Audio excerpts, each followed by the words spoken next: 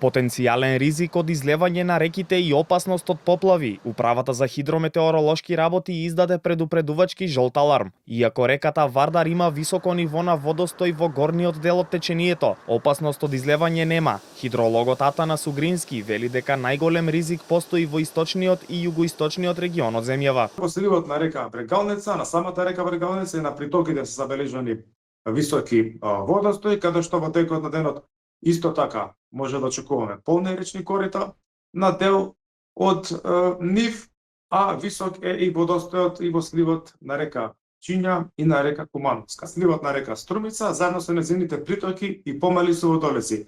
Таму се можни високи водостои и локални појави на излевања и заезерување на водата во текот на денот. Западниот дел, иако се високи водостои, сметам дека не е толку критичен како источниве делови. Синоптичарите пак велат дека дождот и нестабилното време ќе траат уште денеска и во текот на ноќта, а веќе од утре се очекува стабилизација на временските услови. И денеска ќе биде времето облачно со повремени врнежи од дожд и повторно пообилни врнежи ќе имаме во источните делови и се очекува да наврнат над 35 литри на метар квадратен. А од утре веќе се повлекува кон исток, така што веќе од утре ќе немаме врнежи. Поради високите водостои во делови од земјава, од УХМР апелираат на предпазливо движење покрај реките и суводолиците, особено во источниот дел на земјата.